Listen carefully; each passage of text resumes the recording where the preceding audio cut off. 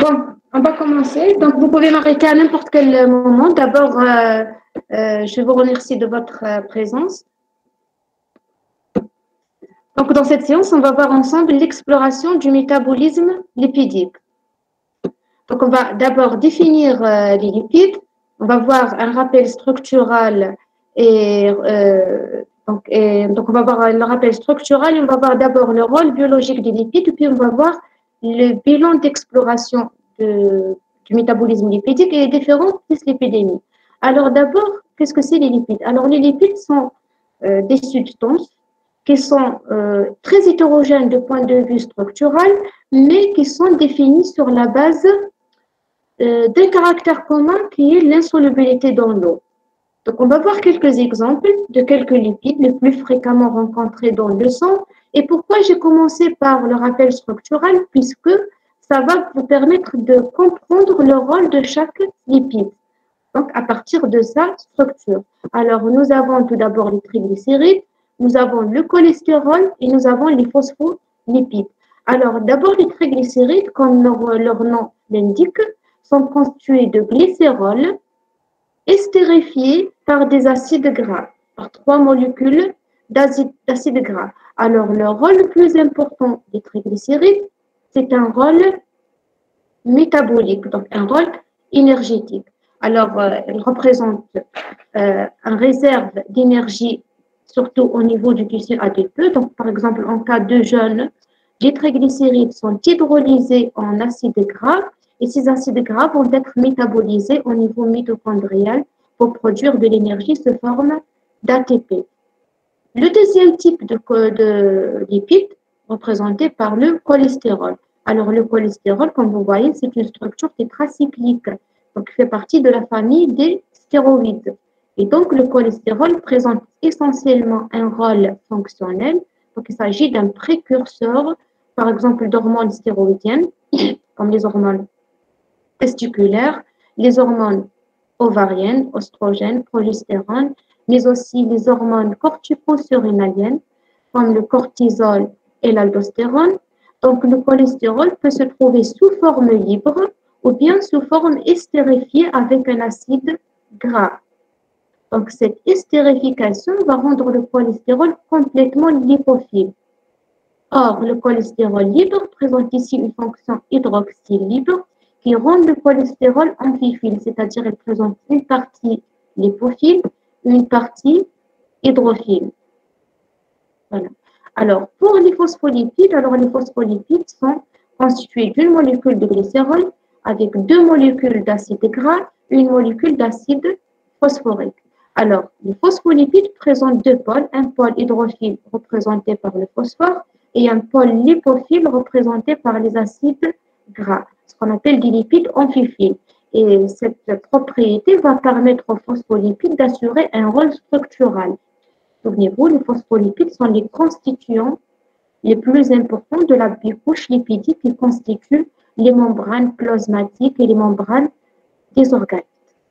Donc voilà en ce qui concerne le rappel structural et le rôle biologique assuré par les lipides. Maintenant, on va passer au transport sanguin des lipides au niveau du sang. Alors, les lipides, c'est-à-dire cholestérol, triglycérides ou bien phospholipides, sont des composants majoritairement lipophiles. Donc, ils ne peuvent pas être véhiculés sous forme libre dans le sang. Donc, dans le sang, on ne trouve jamais de cholestérol libre ou bien de triglycérides libres. Donc, ces lipides doivent être transportés sous forme associée avec des protéines qu'on appelle des apoprotéines. Donc, l'ensemble protéines plus lipides constitue ce qu'on appelle les lipoprotéines.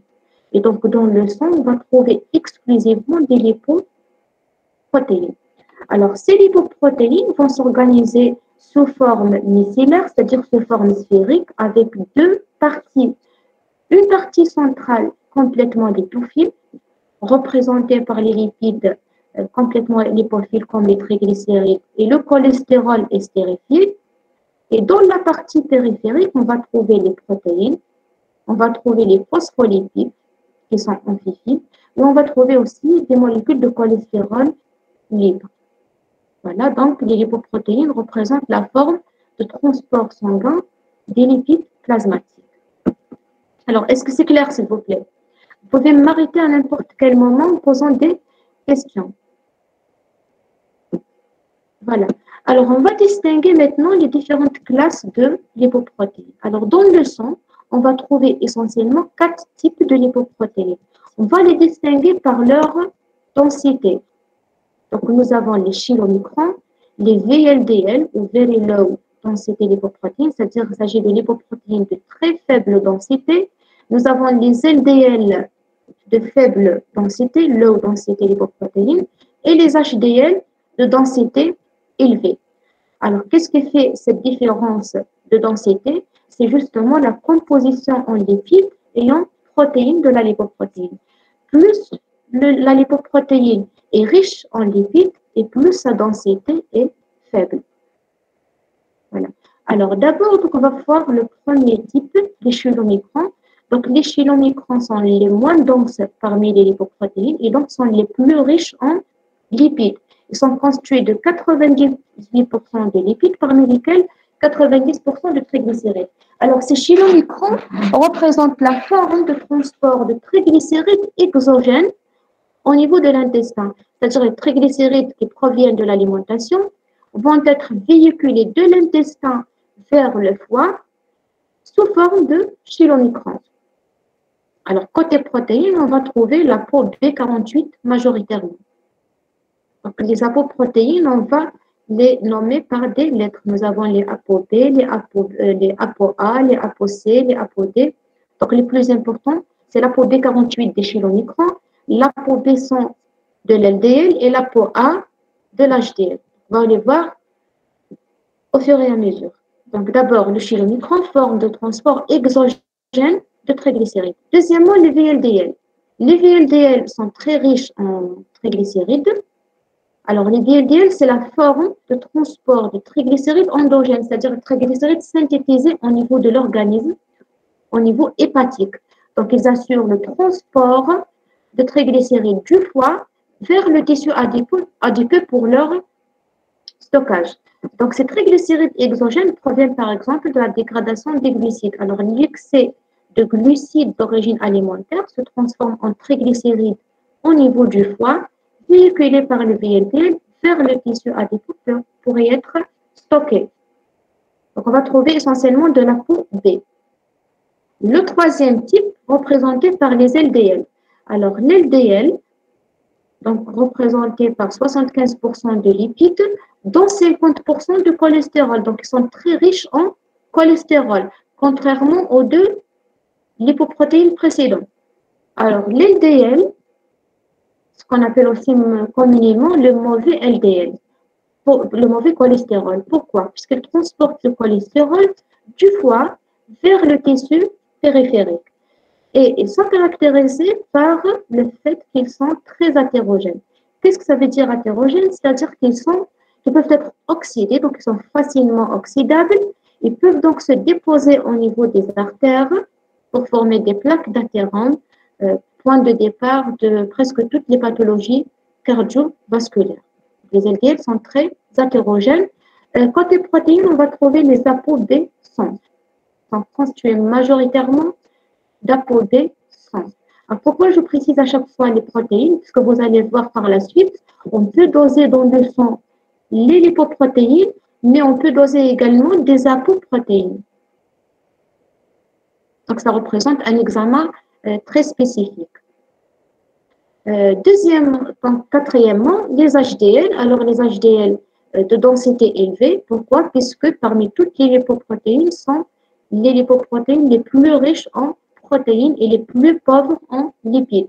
Donc, ils sont très riches en cholestérol. C'est la forme de transport de cholestérol, mais des tissus périphériques vers le foie pour leur élimination sous forme de sels biliaires. Donc, les HDL ne sont pas hétérogènes et donc ne représentent pas un risque puisque c'est une forme d'élimination en quelque sorte du cholestérol. Ils ne sont pas facilement oxydables comme pour le LDL. Alors, maintenant, on va voir les méthodes de séparation de ces lipoprotéines. Alors, d'abord par ultracentrifugation. Qu'est-ce que ça veut dire ultracentrifugation? C'est-à-dire que je prends le sérum et je le soumets à une centrifugation de très grande vitesse. Donc, qu'est-ce qui va se passer? Les lipoprotéines vont se séparer en différentes couches en fonction de leur densité. Les plus denses en bas et les moins denses en haut. Donc, on va trouver une couche d'HDL, une couche d'LDL, une couche de VLDL, puis enfin une couche de chylomicrons. Donc, les chylomicrons sont les moins denses. Donc, cette méthode-là permet donc de caractériser les différentes lipoprotéines, de les séparer et de les individualiser à partir d'un prélèvement sanguin. La deuxième méthode qui permet la séparation des lipoprotéines est l'électrophorèse. Alors, donc l'électrophorèse des lipides va séparer les lipoprotéines, mais pas en fonction de leur concentration en lipides, mais plutôt en fonction de leurs protéines. Puisque, donc, qu'est-ce qu'on va faire? Donc, on va déposer le sérum, on va le soumettre à un champ électrique. Qu'est-ce qui va se passer? Les apoprotéines vont se charger, vont prendre une charge électrique, et vont être séparées en fonction de leur charge et en fonction de leur nature. Donc, qu'est-ce qu'on va trouver? Donc, au niveau du dépôt, on va trouver les chylomicrons. Donc, les chylomicrons ne peuvent pas migrer sous l'effet d'un champ électrique. Par la suite, on va trouver une bande de pré-bêta-lipoprotéines. Les pré-bêta-lipoprotéines sont représentées par les VLDL. Par la suite, on va trouver une couche de bêta-lipoprotéines représentée par les LDL. Et enfin, une couche de alpha-lipoprotéines représentée par les HDL. Pourquoi c'est bêta, alpha et tout? Puisque, souvenez-vous, l'HDL est représenté par des alpha, des protéines apoprotéines A, et l'LDL est représenté par des apoprotéines bêta.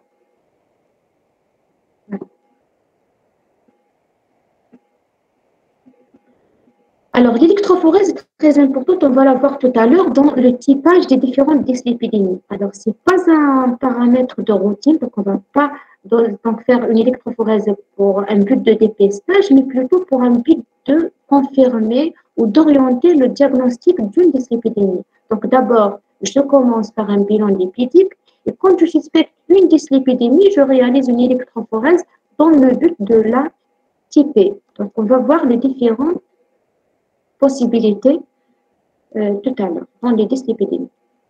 Alors, maintenant, on va passer au bilan lipidique. Alors, dans le laboratoire de biologie, le bilan lipidique représente un bilan très fréquemment demandé. Pourquoi? Puisque les dyslipidémies sont très fréquentes et elles ont un retentissement sur la paroi artérielle. Donc, il s'agit de la première cause de maladies cardiovasculaires. Donc, d'abord, c'est un risque cardiovasculaire à part, mais aussi, généralement, il est secondaire aux différents facteurs de risque comme l'obésité, l'hypertension artérielle, mais surtout le diabète. Donc, il existe deux types de bilans lipidiques. D'abord, un bilan lipidique systématique ou standard, c'est ce qu'on dose tous les jours. Donc, il comprend l'aspect du sérum. L'aspect du sérum, c'est très important pour orienter telle ou telle dyslipidémie. Donc, le bilan lipidique systématique comprend aussi un dosage de triglycérides, de cholestérol total, du cholestérol HDL et du cholestérol LDL. Et le bilan lipidique orienté comprend le lipidogramme, c'est-à-dire l'électrophorèse des lipides, et le dosage des apoprotéines, c'est-à-dire des protéines A et B. Alors, pourquoi ici j'ai séparé HDL et LDL? Puisque dans le sang, donc, on ne trouve jamais de triglycérides libres ou bien de cholestérol libre. On va trouver du cholestérol dans les différentes fractions lipoprotéiques, mais le plus important, c'est au niveau du HDL et de LDL. Pourquoi je dose spécifiquement ces deux-là? Puisque ces deux-là sont les marqueurs du risque cardiovasculaire. Plus l'LDL est élevé, plus le risque cardiovasculaire est élevé. Et pour les triglycérides, donc on va doser uniquement le triglycéride, puisque chez un sujet sain normal, normalement les triglycérides ne se trouvent qu'au niveau de VLDL. Les chylomicrons, normalement, n'existent pas chez un sujet sain à jeun. Donc, les chylomicrons se trouvent uniquement en période postprandiale. Or, le bilan lipidique est généralement demandé à jeun pendant 12 heures. Donc, généralement, on ne trouve pas de chylomicrons. Alors, maintenant, on va passer aux indications du bilan systématique. Alors, est-ce que vous avez des questions, s'il vous plaît, jusque-là, avant d'avancer? Est-ce que vous avez des questions?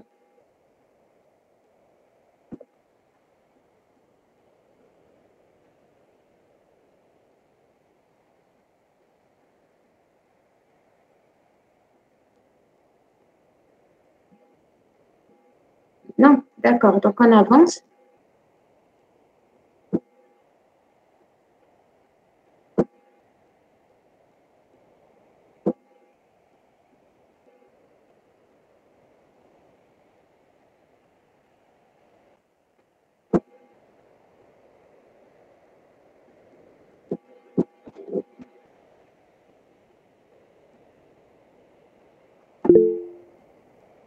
Alors, les indications du bilan lipidique.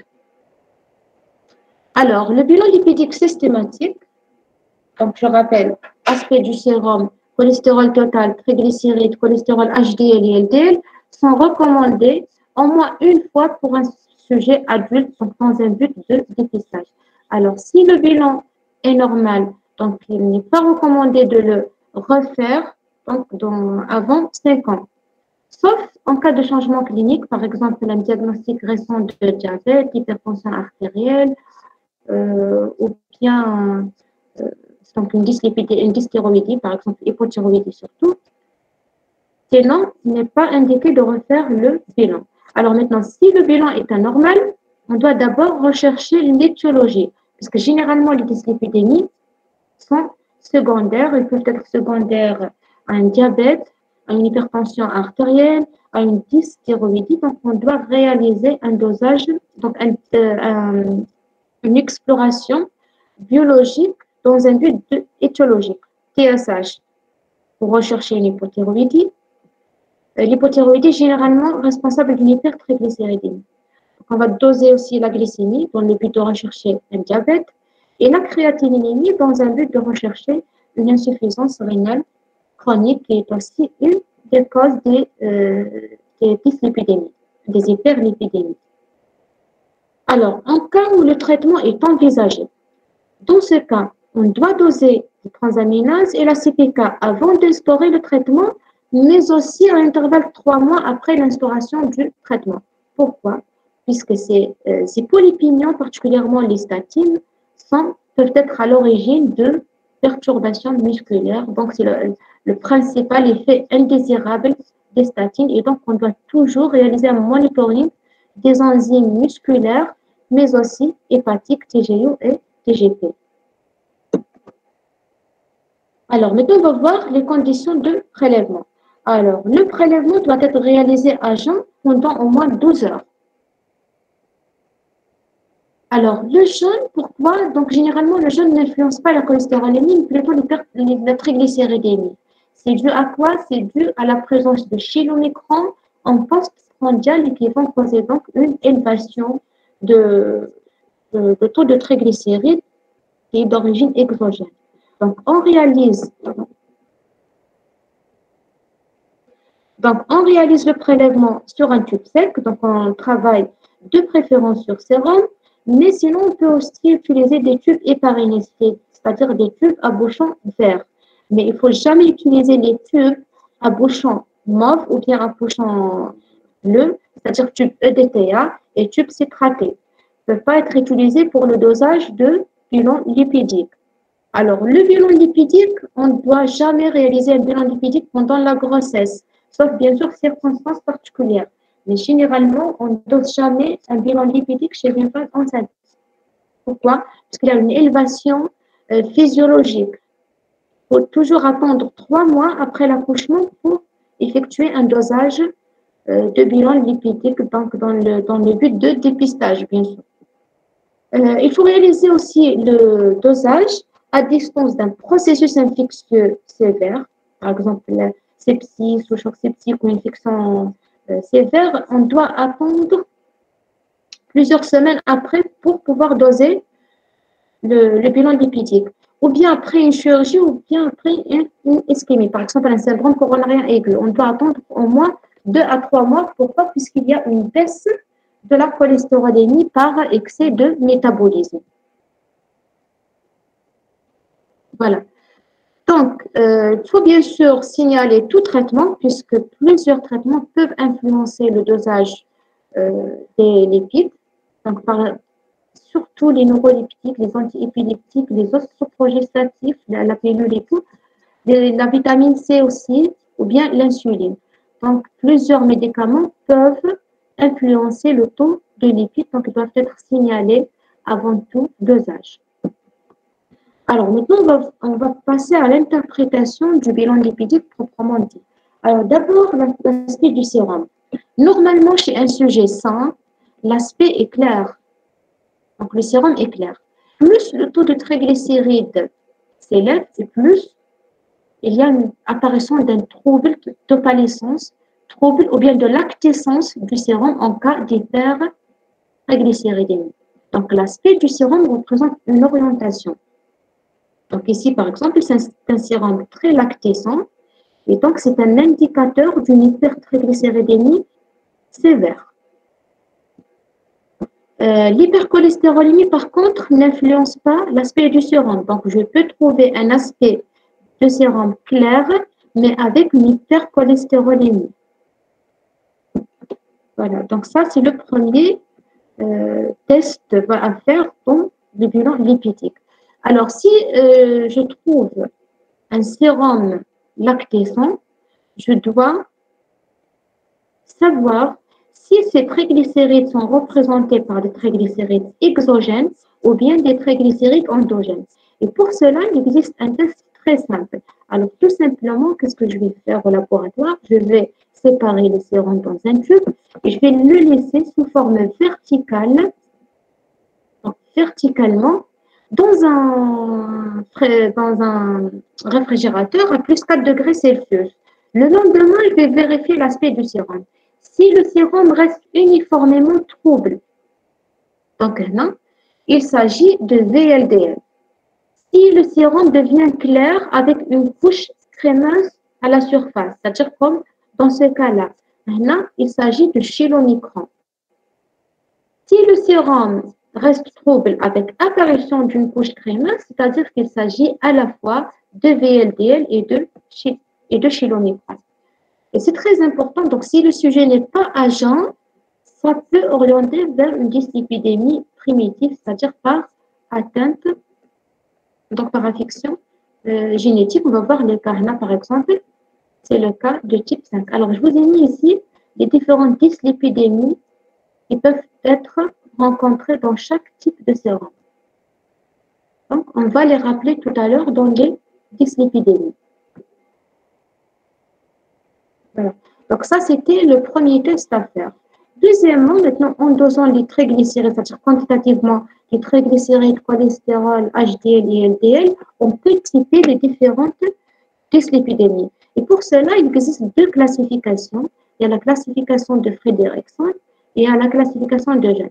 Alors, la classification de Fredrickson est la plus fréquemment utilisée. Donc, elle va classer les dyslipidémies en fonction de l'aspect du sérum, en fonction du taux de cholestérol, de triglycérides, mais aussi en fonction de l'électrophorèse.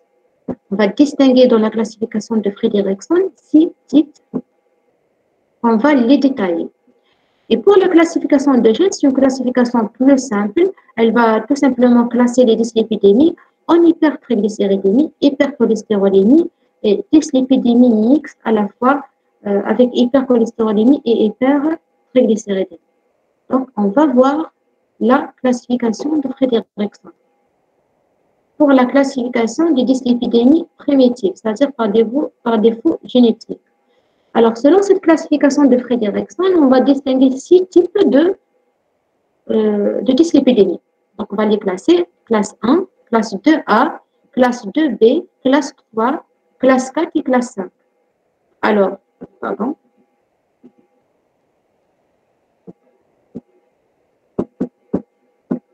Alors, d'abord, la première classe. Alors, il faut savoir que la classe 1, classe 4 et classe 5 représentées par des hypertriglycéridémies majeures, c'est-à-dire sans élévation de cholestérol. La classe 2A, c'est une hypercholestérolémie majeure, c'est-à-dire sans élévation de triglycérides. Et la classe 2B et 3 sont des dyslipidémies mixtes, donc à la fois avec triglycérides élevés et cholestérol élevé. Donc on va commencer tout d'abord par celle-là, l'hypercholestérolémie majeure. Alors, il s'agit bien sûr d'un défaut génétique. Donc, aspect du sérum clair. Pourquoi l'aspect du sérum est clair? Puisque le taux de triglycérides est normal, mais le taux de cholestérol est très élevé, donc généralement supérieur à 2,5 grammes par litre. Et la lipoprotéine présente, c'est une LDL. Donc, l'HDL est généralement bas. Donc, la majorité de cholestérol est sous forme de LDL. Et donc, il y a un risque athérogène très élevé. Cette hypercholestérolémie majeure est très fréquente, donc elle représente à peu près 10% de l'ensemble de ces 10 lipidémies. Maintenant, on va passer aux hypertriglycéridémies majeures. Donc, la classe 1, c'est une hypertriglycéridémie exogène, c'est-à-dire à prédominance de chylomicron. Bien sûr, maintenant, en dehors du jeûne, c'est-à-dire chez un sujet à jeun, en dehors plutôt des périodes postprandiales. C'est-à-dire à jeun, je vais trouver un taux élevé de chylomicron. Et c'est dû à quoi? Donc, le défaut génétique est dû à un défaut des enzymes qui dégradent ces chylomicrons.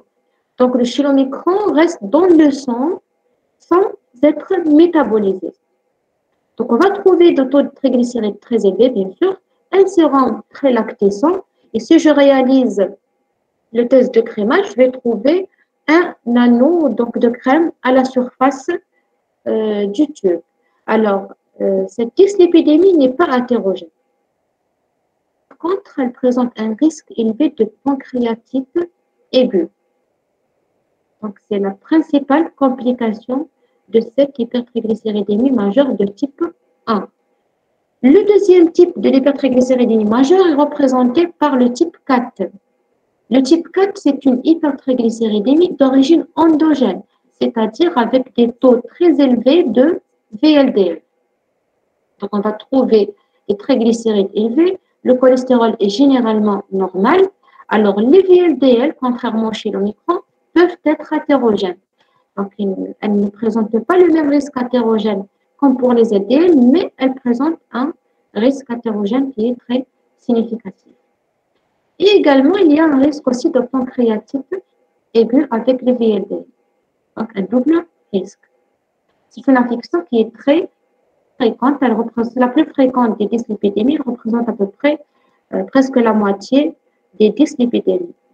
Alors, là, le troisième type, c'est une hypertriglycéridémie mixte, on va dire. Pourquoi? Parce qu'à la fois, avec des triglycérides exogènes chez le médecin et des VLDL. Donc, le taux de triglycérides est très élevé. Le taux de cholestérol peut être normal ou légèrement élevé. Et bien sûr, elle présente à la fois un risque de pancréatite et un risque athérogène. Alors, maintenant, on va passer aux dyslipidémies mixtes. Nous avons deux types, le type 2B et le type 3.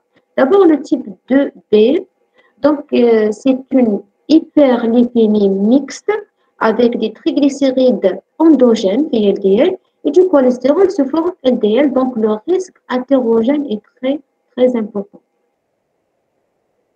Le sérum méthylpalissant, c'est dû bien sûr à la présence de VLDL. Maintenant, le type 3.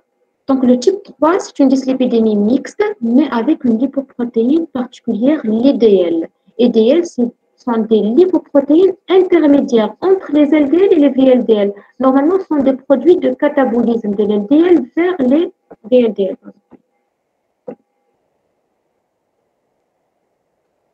Donc, on va trouver les mêmes signes que pour une dyslipidémie mixte, c'est-à-dire à la fois avec des VLDL et des LDL.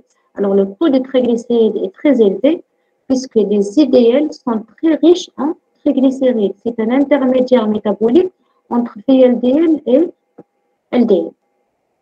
Voilà. Alors, maintenant, on va voir les signes cliniques de chacune de ces pathologies. Alors, donc, le plus important est déjà dit, mais on va quand même rappeler quelques particularités cliniques et biologiques de chacune de ces dyslipidémies. Alors, on va commencer tout d'abord par l'hypercholestérolémie majeure, ou essentielle, ou familiale, donc qui est de type 2A. Donc, c'est une dyslipidémie qui se distingue par des taux très élevés de cholestérol dès l'enfance. D'ailleurs, le diagnostic s'effectue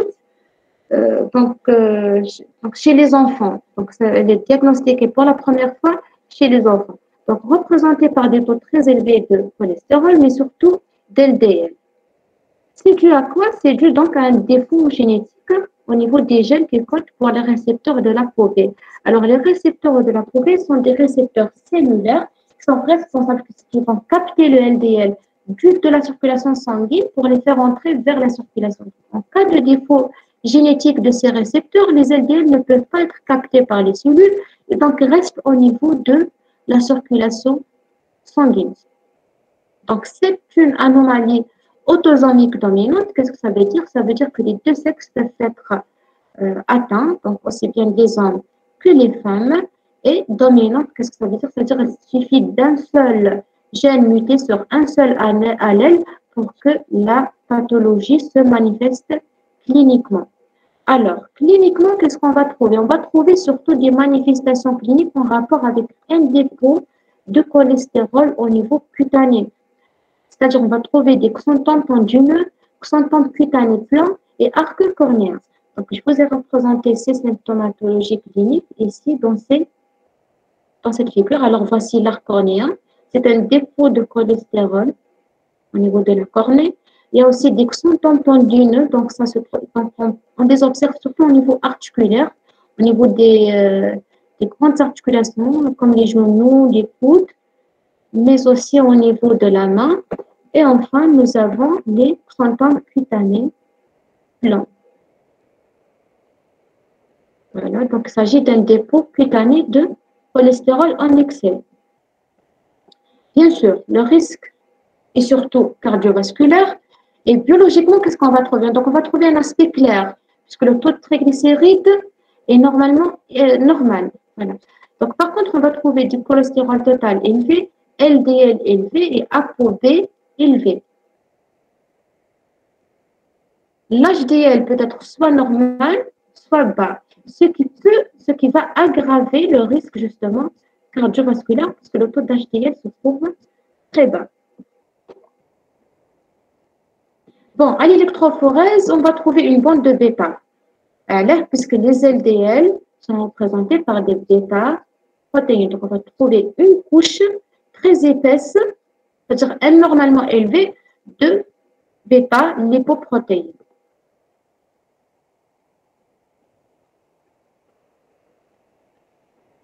Alors maintenant, on va passer aux hyperlipidémies mixtes. On va voir l'hyperlipidémie mixte de type 2B. Alors, on va la rappeler ici sur le tableau, le type 2B. Voilà, donc il s'agit d'une dyslipidémie mixte avec VLDL et LDL. Alors, elle est due à quoi cette pathologie? Alors, toujours, c'est une affection autosomique dominante et elle est due à une augmentation de la synthèse des apoprotéines, c'est-à-dire le gène de l'ApoB est très activé. Donc, l'ApoB, c'est le principal constituant de VLDL et de LDL, ce qui aboutit à une augmentation concomitante de l'LDL et de VLDL. Alors, le risque est double, c'est surtout un risque cardiovasculaire. Le risque de pancréatite est généralement observé avec l'augmentation de chylomicron et non de VLDL. Alors, cliniquement, on va trouver les mêmes manifestations cliniques que pour la 2A. Pourquoi? Puisqu'on a aussi une augmentation de l'LDL. Alors, biologiquement, donc il y a une augmentation du cholestérol. Généralement, le taux est compris entre 2,5 et 3,5 grammes par litre. Donc, quand même, ça reste une augmentation modérée. Alors, le taux d'HDL généralement est bas. Alors, généralement, l'HDL est bas dans le cas des hypercholestérolémies. Alors, le triglycéride est compris entre 1,5 et 5 grammes par litre est représenté essentiellement par des VLDL. Il y a l'électrophorèse, donc on va trouver deux couches distinctes, deux couches épaisses, de bêta-lipoprotéines et de pré-bêta-lipoprotéines. Les pré-bêta représentés par les VLDL et les bêta représentés par les LDL. Donc, voilà, donc le lipidogramme, c'est-à-dire l'électrophorèse des lipides, présente un seul intérêt, c'est de justement. Alors, je reprends donc la dyslipidémie qui est due à une augmentation de taux de LDL, c'est-à-dire la dyslipidémie de type 3. Donc, c'est dû à quoi? C'est dû à une mutation génétique au niveau de la peau E. Alors, une mutation au niveau de la peau E va empêcher le catabolisme des LDL. Donc, ils ne sont plus reconnus par les récepteurs hépatiques et donc ils restent au niveau de la circulation sanguine. Alors, ça conduit donc, puisque les LDL sont à la fois riches en triglycérides et en cholestérol, donc on va trouver à la fois une élévation de triglycérides et une élévation de cholestérol. Mais quand tu réalises une électrophorèse des protéines, donc on va trouver une couche intermédiaire entre les pré-bêta et entre les bêta-lipoprotéines. Donc, je confirme, il s'agit d'une élévation de l'LDL et donc il s'agit du type 3. Alors, cliniquement, donc, on va trouver les manifestations donc, des dépôts donc, au niveau voilà, cutané, des symptômes, bien sûr non inflammatoires. Donc, on peut les trouver aussi bien au niveau cutané, donc au niveau des plis palmaires, mais aussi également au niveau des grandes articulations comme les genoux, les coudes, etc. Alors, le risque athéromateux est très élevé, puisque les EDL sont très hétérogènes, tout comme pour l'LDL, donc ils sont facilement ou même très facilement oxydables, donc ils peuvent se déposer facilement au niveau artériel. Alors, de point de vue biologique, donc on va trouver un sérum qui est trouble, un taux de cholestérol très élevé et un taux également de triglycérides très élevé qui peut même dépasser les 10 grammes par litre. Mais également, on va trouver un taux bas d'HDL. Donc, un risque hétérogène très élevé.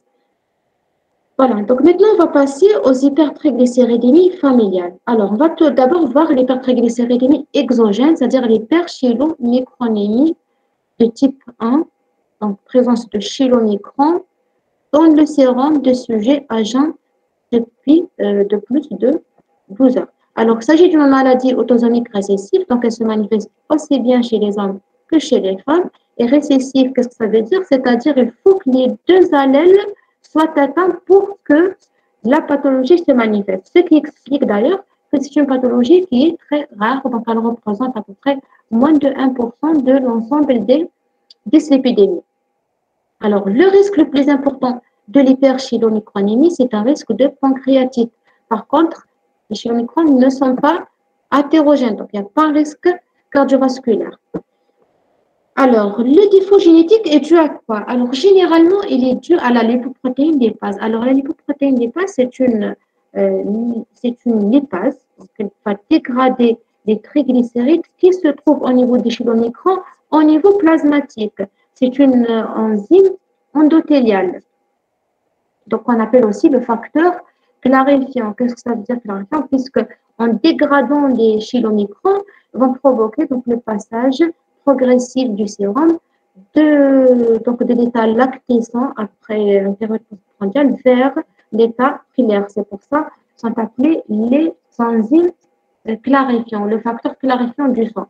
Alors, en cas de défaut génétique de cette lipoprotéine lipase, les chylomicrons au niveau sérique ne sont pas dégradés, ce qui donne une élévation de triglycérides et un aspect lactéscent du sérum.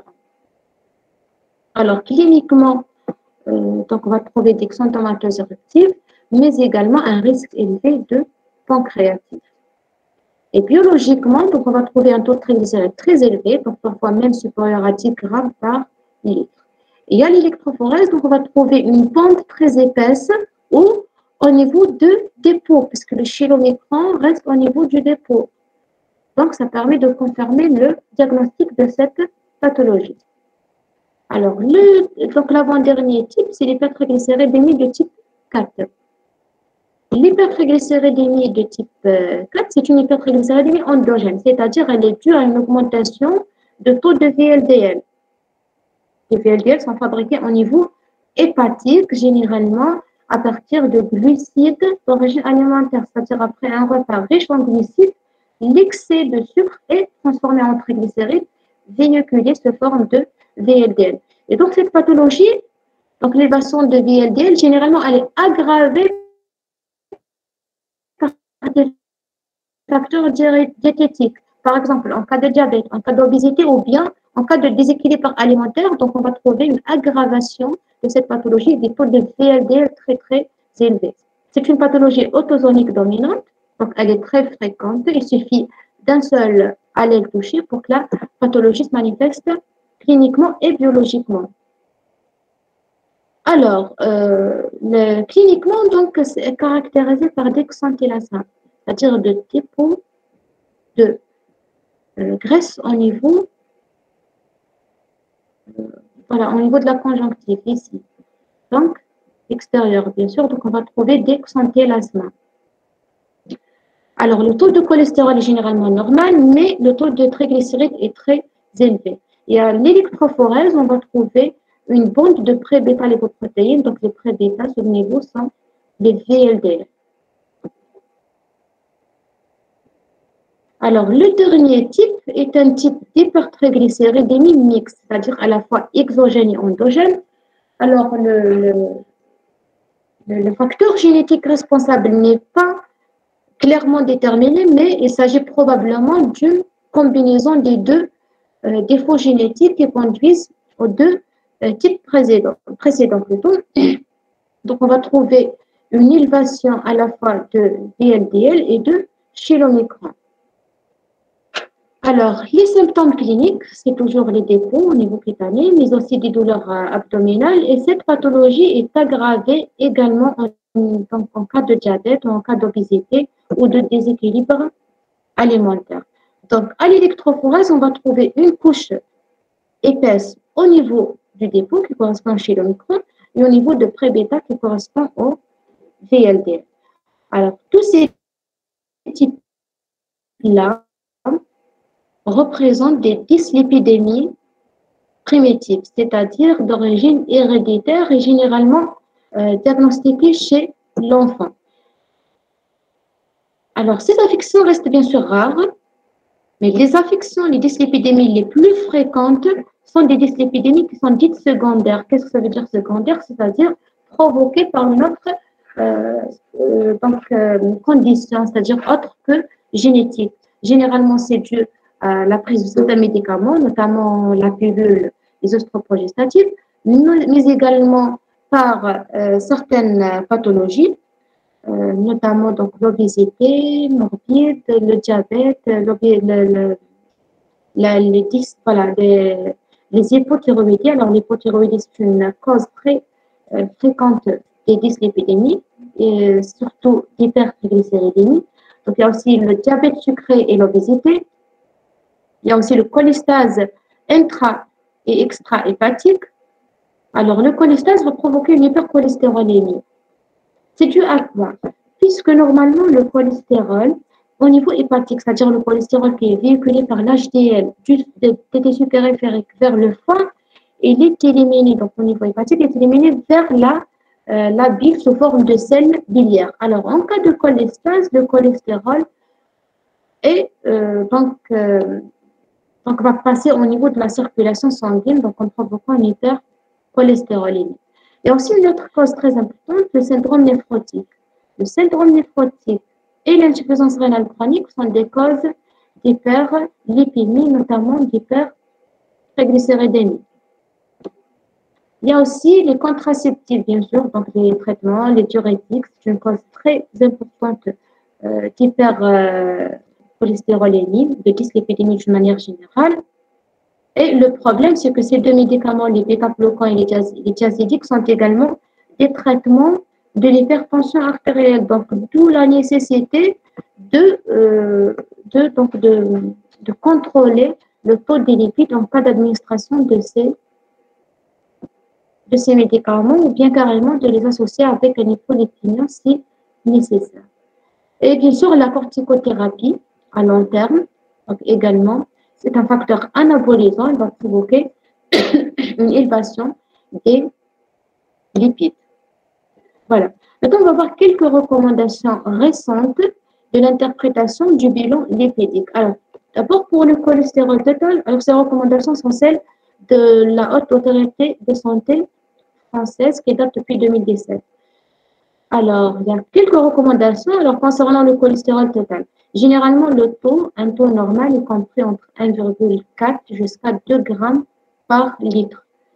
Cependant, selon la Haute Autorité de Santé, il n'est pas recommandé d'interpréter le taux de cholestérol seul. Donc, le taux de cholestérol total doit être accompagné avec celui de l'HDL, mais surtout avec celui de l'LDL. Donc, l'LDL représente le seul facteur pour suivre donc, une dyslipidémie ou pour suivre, par exemple, une thérapie hypolipémiante.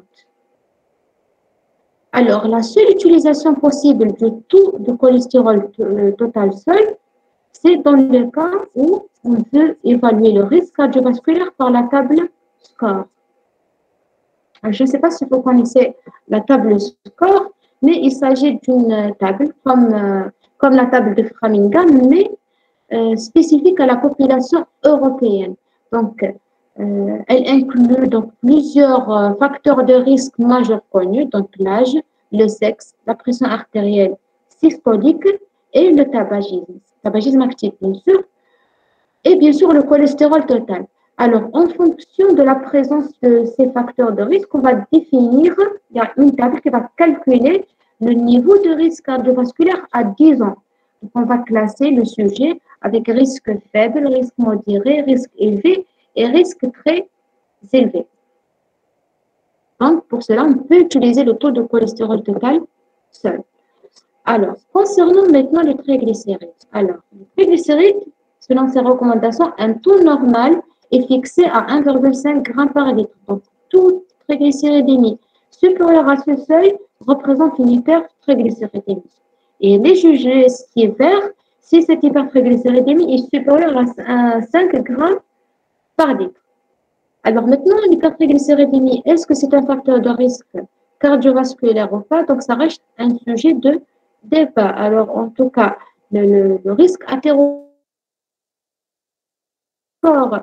prouvé, mais le problème donc athérogène de triglycérides est dû surtout à la présence d'IDL, puisque les IDL, qui sont des lipoprotéines intermédiaires entre LDL et VLDL, sont à la fois riches en triglycérides et en cholestérol et elles sont très athérogènes. Par contre, le risque de pancréatite dû à l'hypertriglycéridémie, ça c'est prouvé, donc il n'y a pas de discussion là-dessus. Voilà. Alors, maintenant, concernant le HDL, le taux d'HDL, alors, un taux normal est jugé normal s'il est supérieur à 0,4 g par litre pour l'homme, ou bien le contraire. Donc, on va dire un taux est considéré comme anormal s'il est inférieur à 0,4 g par litre chez l'homme et inférieur à 0,5 g par litre pour la femme. Auparavant, on disait que l'HDL est un facteur de risque protecteur, un facteur protecteur du risque cardiovasculaire. Actuellement, non. On ne considère pas les taux supérieurs à 0,6 comme des facteurs protecteurs.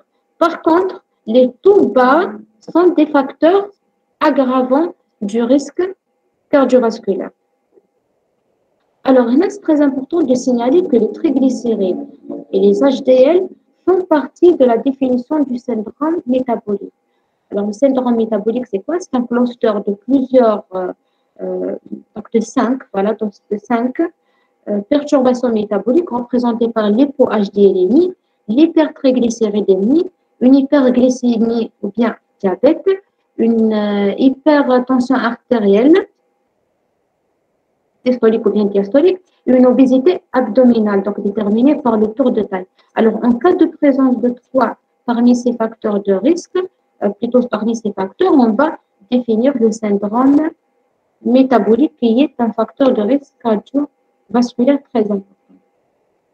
un facteur de risque cardiovasculaire, mais aussi de pathologie hépatique, surtout de stéatose hépatique non alcoolique, c'est-à-dire présence de dépôts de triglycérides au niveau des hépatocytes. Ce qui lui-même représente un facteur de risque plus tard pour les pathologies hépatiques chroniques comme la cirrhose ou le carcinome hépatique. Alors, maintenant, concernant les LDL. Alors, concernant l'LDL, l'interprétation des valeurs de l'LDL dépendent du niveau de risque cardiovasculaire du patient ou bien du sujet. Alors, on va voir quelques cas. Si le sujet est sans facteur de risque, c'est-à-dire sans hypertension, sans obésité, sans tabac, sans diabète, et si son LDL est inférieur à 1,9 g par litre, donc ce taux-là est jugé comme normal. Donc, il n'y a aucune intervention recommandée. Donc, je rappelle, si le sujet ne présente aucun facteur de risque cardiovasculaire. Maintenant, si le sujet présente un taux d'LDL supérieur à 1,9 g par litre, avec un risque faible, risque, c'est-à-dire selon score, jugé faible, ou bien si le sujet présente un taux d'LDL supérieur à 1,3 avec un risque modéré, donc supérieur à 1,9 avec un risque faible global, ou bien supérieur à 1,3 avec un risque global modéré, là, la seule recommandation, c'est une modification hygiéno-diététique, c'est-à-dire exercice physique, hygiène alimentaire, etc. Là, donc, le traitement épolipignon n'est pas envisagé. Alors, quand est-ce que le traitement épolipignon est envisagé? En plus, bien sûr, des mesures hygiéno-diététiques, nous avons deux cas. D'abord, si le sujet présente un risque global élevé. Qu'est-ce que ça veut dire un risque global élevé? C'est-à-dire soit un sujet diabétique, même s'il est sans aucun autre facteur de risque. Donc, un sujet diabétique est d'emblée un sujet à risque cardiovasculaire élevé. Ou bien si le sujet présente une insuffisance rénale chronique modérée. Souvenez-vous la classification de l'insuffisance rénale chronique en fonction du DFG. Il y a 6 stades de l'insuffisance, 5 ou 6 stades de l'insuffisance rénale chronique. Et si le patient présente un score de risque compris entre 5 à 10, c'est-à-dire un risque élevé compris entre 5 à 10, dans ces 3 cas-là, il faut instaurer un traitement épolipignon, donc hypocholestérolémie, avec comme objectif de ramener le taux de l'LDL à une valeur inférieure à 1 g par litre. Donc, 1 g par litre représente l'objectif thérapeutique. Alors maintenant, si le sujet présente un risque très élevé, qu'est-ce que ça veut dire très élevé? Par exemple, en cas de prévention secondaire, c'est-à-dire un sujet qui a déjà présenté un événement cardiovasculaire aigu, SCA, par exemple, l'insuffisance cardiaque ou AVC, par exemple, ou bien si le sujet présente un diabète avec d'autres facteurs de risque, donc c'est un risque très élevé, ou bien en cas d'insuffisance rénale chronique sévère. Alors, dans ces 3 cas-là, il faut instaurer un traitement hypocholestérolémie avec comme objectif de faire baisser le taux d'LDL au-dessous de 0,7 g par litre. Voilà. Alors, maintenant, pour ces deux cas, ces deux premiers cas, si par exemple, c'est ce cas-là plutôt, dans ce cas-là, c'est-à-dire le risque est faible ou bien modéré avec un taux d'LDL supérieur à 1,9 ou 1,3. Si j'instaure des mesures hygiéno-diététiques et si le sujet ne répond pas, là, le traitement sera bien entendu envisageable. Donc, bien sûr, c'est au cas par cas.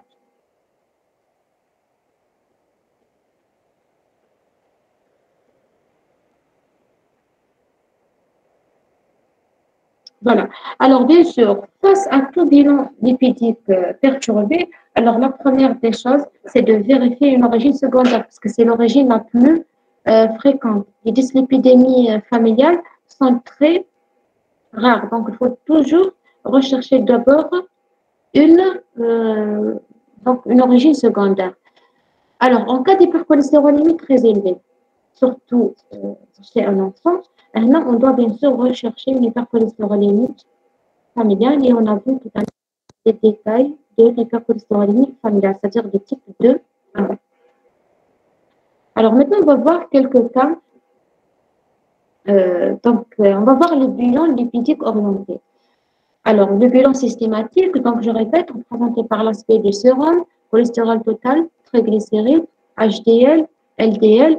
En plus, voilà, donc maintenant, le bilan lipidique orienté, alors je peux réaliser un lipidogramme, c'est-à-dire l'électrophorèse de lipides, si je soupçonne une dyslipidémie génétique, ou bien je peux réaliser aussi d'autres dosages, comme le dosage de l'ApoB et de l'ApoA, c'est-à-dire les apoprotéines qui constituent respectivement l'LDL et l'HDL.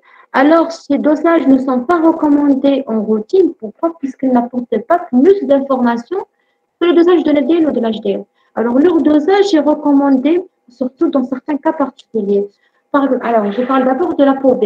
Alors, l'ApoB, quand son dosage est recommandé, par exemple, en cas d'hypertriglycéridémie. Maintenant, j'ai besoin de doser le taux de l'ApoB puisque le taux de l'LDL sera faussé. Donc, ça, c'est d'un côté. Alors, l'ApoA, quand est-ce que je peux donc, il est recommandé de la doser, surtout quand je trouve un taux d'HDL très bas. Alors, pour confirmer des taux d'HDL très bas, il est recommandé de réaliser le dosage de l'ApoA, puisqu'il existe des 10 apoprotéinémies de type A qui sont génétiques. Donc, une baisse familiale, c'est-à-dire génétique de l'HDL. Il est recommandé de doser l'ApoA. Voilà. Alors, il y a une autre lipoprotéine, c'est une lipoprotéine spécifique qu'on appelle la lipoprotéine petit a. Alors, la lipoprotéine petit a, c'est une lipoprotéine particulière. Elle présente un risque athérogène très élevé. Donc, son dosage, bien sûr, n'est pas indiqué en routine, mais surtout, donc, son dosage est indiqué surtout en cas de risque cardiovasculaire très élevé.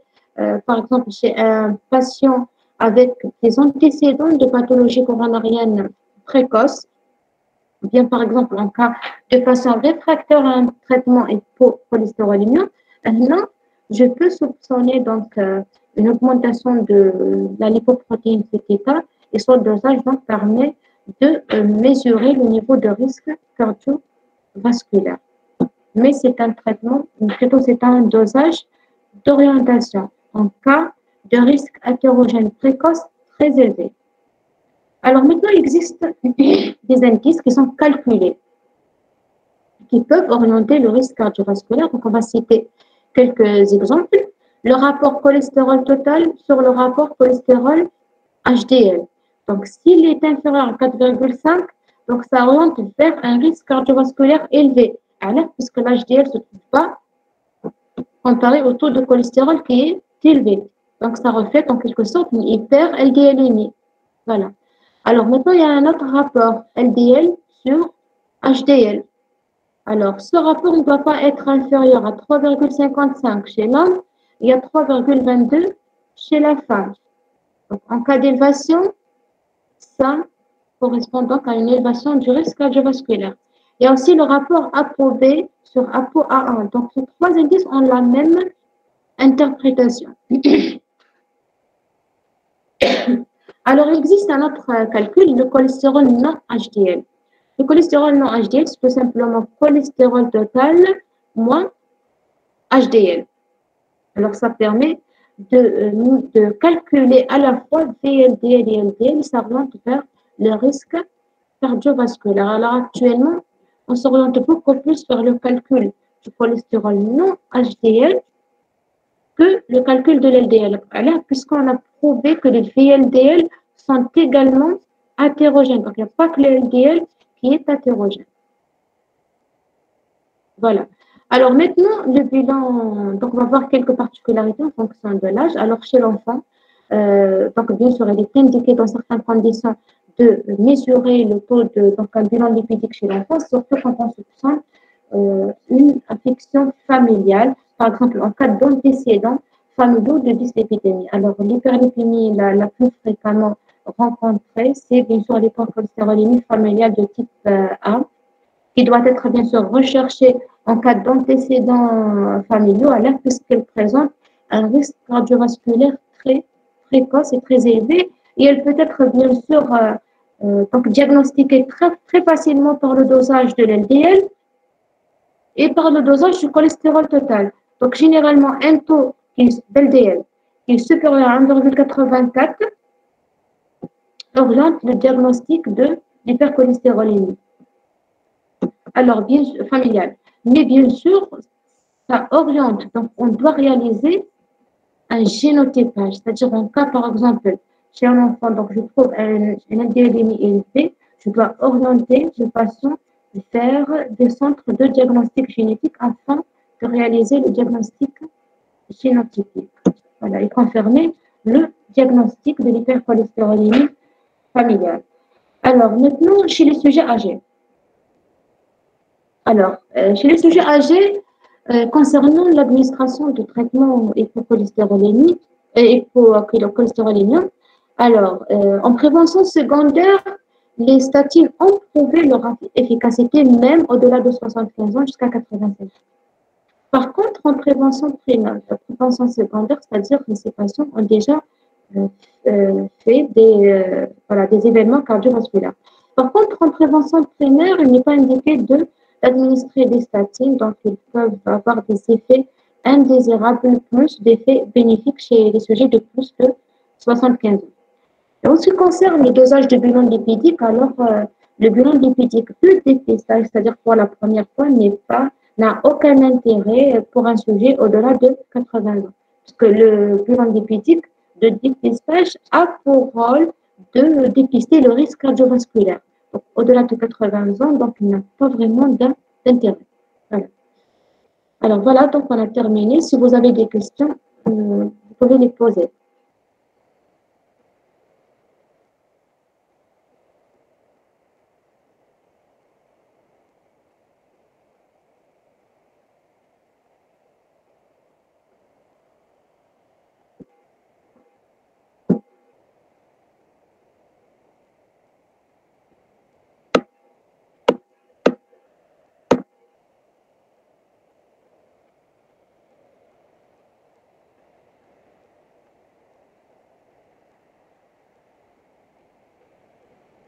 Alors, j'ai une question, donc,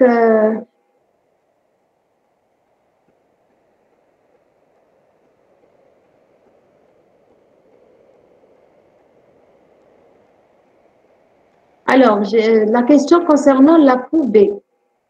Je n'ai pas compris pourquoi la peau B a un intérêt diagnostic des hyperlipémies mixtes. Alors, dans les hyperlipémies mixtes,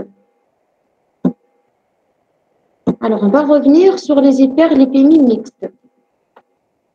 Alors ici, dans les hyperlipémies mixtes, alors elles ont une particularité. C'est que les molécules d'LDL, qui caractérisent les hyperlipémies mixtes, sont des molécules petites et denses. Qu'est-ce que ça veut dire petites et denses? C'est-à-dire elles ont une petite taille. Et donc le contenu en cholestérol est bas.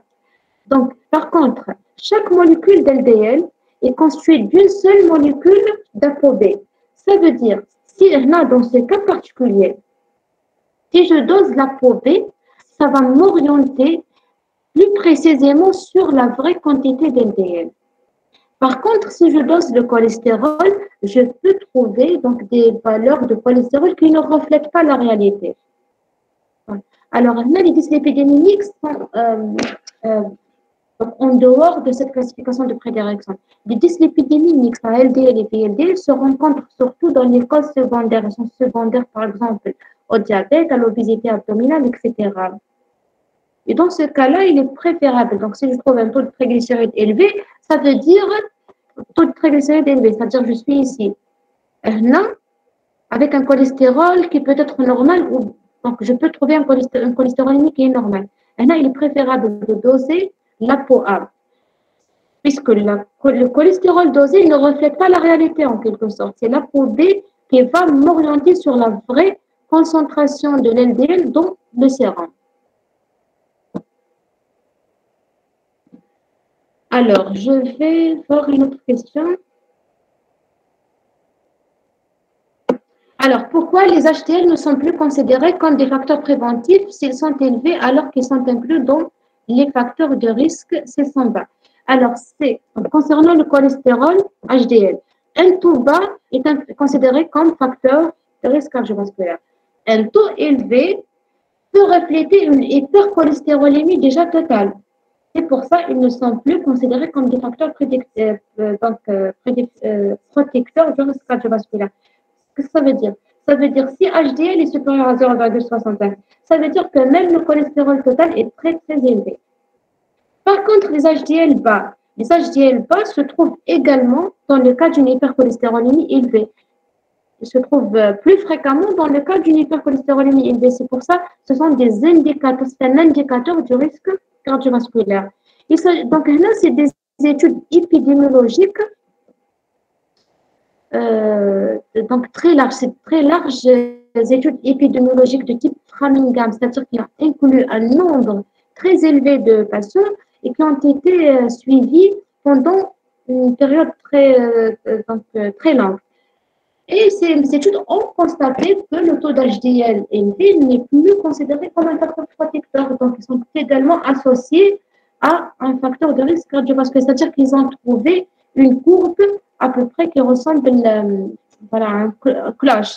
C'est-à-dire, les taux qui sont bas sont des facteurs de risque. Les taux qui sont élevés sont également des facteurs de risque. Donc, il faut se positionner dans une valeur normale pour avoir un effet protecteur.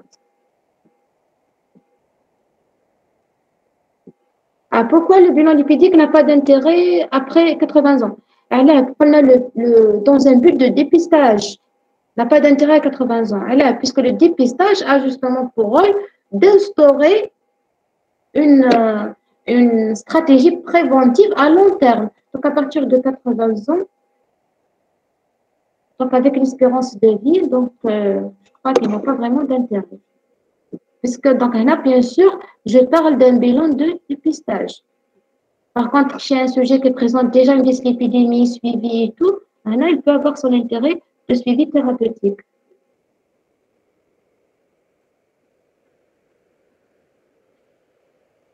Symptômes inflammatoires. Symptômes inflammatoires, donc, quelques symptômes éruptifs. Donc, voilà, donc on va voir. Je crois que c'est le type 4, si je me rappelle pas bien. Généralement, ils ne sont pas inflammatoires ni douloureux. Il s'agit de dépôts.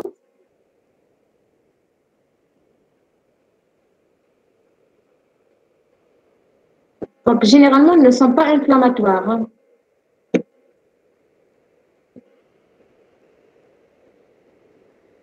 Ils ne sont pas inflammatoires et ça permet bien sûr un diagnostic différentiel, si vous voulez. Puisqu'il existe plusieurs, par exemple, granulomes lipophagiques, c'est-à-dire des granulomes riches en lipides, mais également en cellules inflammatoires.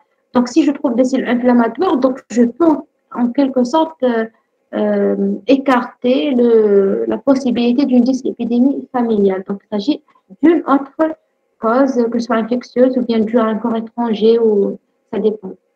Donc, généralement, inflammatoire.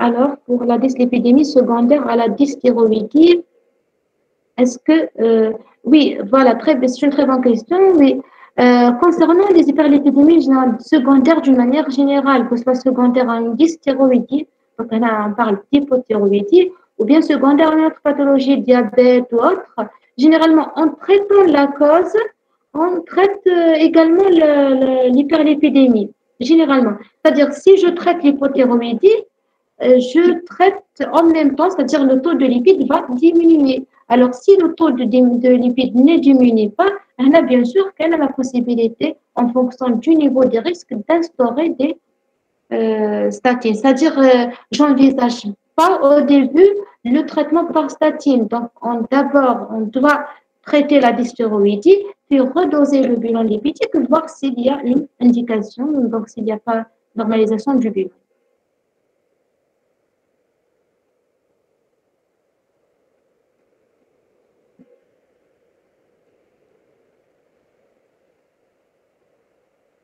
Voilà, je vous en prie. Alors, est-ce que vous avez d'autres questions, s'il vous plaît?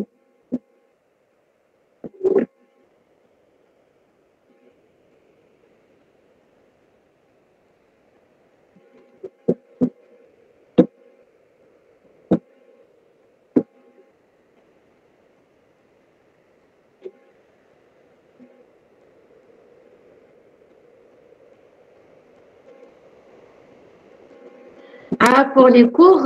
Donc, bien sûr, faut revoir tous vos cours. On va pas poser les questions de résidence sur deux cours présentés dans les conférences. C'est logique.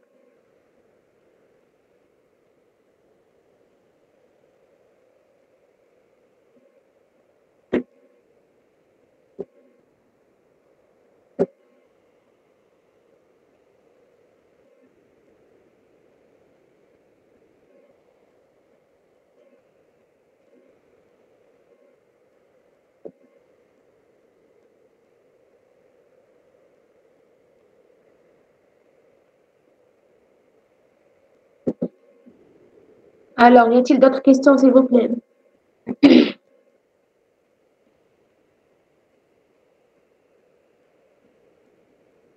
Voilà, donc je vous remercie et je vous souhaite bonnes vacances, bonne révision et à la prochaine, Inch'Allah. Bonne soirée.